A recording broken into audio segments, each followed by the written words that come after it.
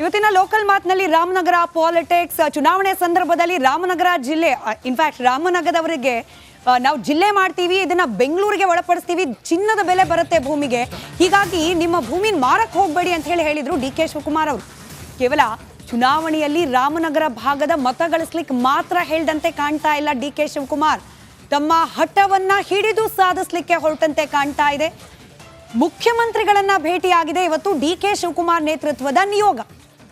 ರಾಮನಗರ ಜಿಲ್ಲೆಯನ್ನ ಬೆಂಗಳೂರು ದಕ್ಷಿಣ ಜಿಲ್ಲೆಯನ್ನಾಗಿ ಮಾಡಬೇಕು ಅನ್ನೋದು D K Shivakumar ಅವರ ಹಠ.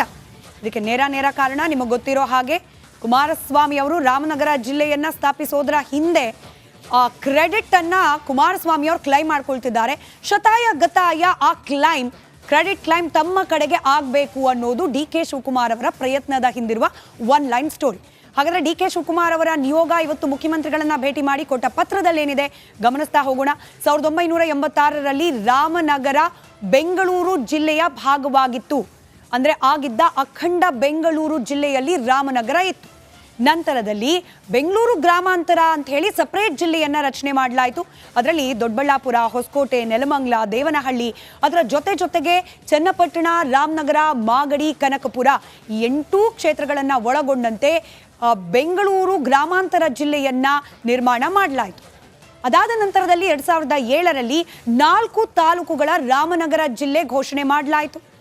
ಹೊಸ ಜಿಲ್ಲೆಯಲ್ಲಿ ರಾಮನಗರ, ಮಾಗಡಿ, ಕನಕಪುರ, ಚನ್ನಪಟ್ಟಣ ಇತ್ತು.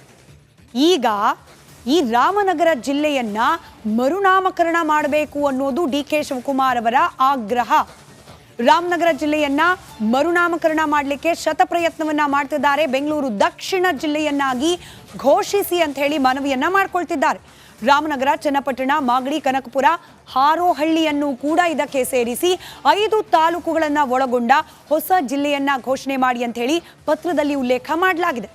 ರಾಮನಗರವನ್ನ ಜಿಲ್ಲಾ ಕೇಂದ್ರವನ್ನಾಗಿ ಘೋಷಿಸಿ ಅಂತ ಕೂಡ ಪತ್ರದಲ್ಲಿ ಬರೆದಿದ್ದಾರೆ. ಮುಖ್ಯಮಂತ್ರಿಗಳು ಇದಕ್ಕೆ ರಿಯಾಕ್ಟ್ ಮಾಡಿದ್ದಾರೆ. ಕೂಲಂಕುಷವಾಗಿ ಇದ್ರ ಬಗ್ಗೆ ಕ್ಯಾಬಿನೆಟ್ನಲ್ಲಿ ಚರ್ಚೆ ಮಾಡಿ ನಿರ್ಧಾರವನ್ನ ಕೈಗೊಳ್ಳಲಾಗುತ್ತೆ ಅಂತ ಹೇಳಿ ಕಾದ್ ನೋಡೋಣ. ಡಿ ಕೆ ಶಿವಕುಮಾರ್ ಅವರ ಈ ಲೋಕಲ್ ಪಾಲಿಟಿಕ್ಸ್ನ ಗೇಮ್ ಎಲ್ಲಿಗೆ ಹೋಗುತ್ತೆ ಅಂತ ಹೇಳಿ. ಪಕ್ಕಾ ಪಾಲಿಟಿಕ್ಸ್ನ ಕಡೆಯ ಹಂತ ಗಲ್ಲಿಯಲ್ಲಿ ನಡೀತಾ ಇರುವ